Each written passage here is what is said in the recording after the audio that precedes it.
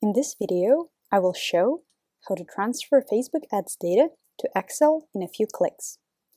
First, install your Supermetrics for Excel add-in.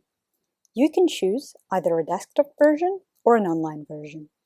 In this video, I'm using my desktop version. Next, open Supermetrics sidebar. We will get data to see how each specific campaign has performed. Let's get started.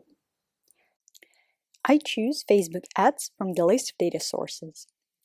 After a simple three-step authorization process is completed, I select the account I want to get data from. Next, I choose the date range. In my case, it's last month.